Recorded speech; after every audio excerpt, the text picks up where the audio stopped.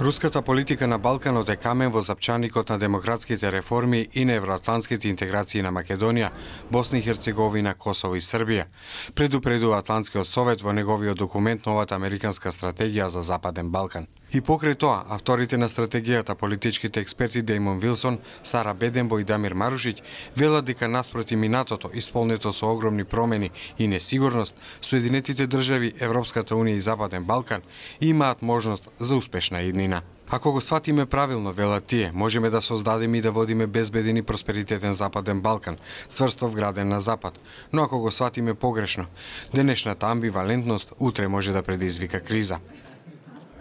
Според Атлантскиот совет, во центарот на таа можна политичка криза, меѓу другото е и руската политика, која што се противи на зачленувањето на земјите од регионот во НАТО и во Европската унија, бидејќи, како што Кремљ постојано обвинува, Вашингтон и Брисел сакаат со сила да ги внесат земјите од регионот во западните структури.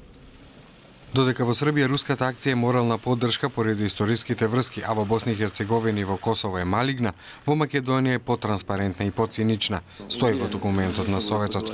Наместо да се приклучат кон остатокот од меѓународната заедница во повикувањето на диалог за време на тешките моменти од кризата во 2017 година, руските дипломати во Скопје ја влошија ситуацијата со поддршка на елитата во ВМРО ДПМН и ги брендираа сите обиди за надворешно посредување како странска интервенција. Се вели во стратешкиот документ на Атлантскиот совет. Русија не е единствениот извор на разните патологии на регионот, но таа, како што велат експертите од Атлантскиот совет, ги користи за да ја реализира својата политика на спойлер на Западот, надевајќи се дека ќе постигне три клучни цели. Првата цел е одвраќање на регионот од неговата стратешка западна определба. Втората цел е заканата дека политичката криза на Балканот може да ескалира и до точка на престрелки или граѓанска војна, што ќе го забрза слабењето на онака кревките држави како Македонија и Косово.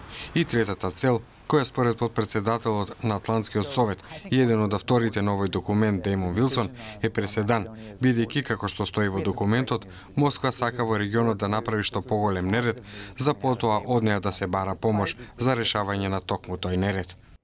The Russian tactics can disrupt, sow confusion, but they aren't out to build anything. It's the people of the region. I hope that NATO leaders, EU leaders, they actually want to build something to provide security, a security umbrella, certainty on security that allows for political cooperation and that fosters economic growth. We're going to build that through this series of decisions. And the Russians just want to try to disrupt things.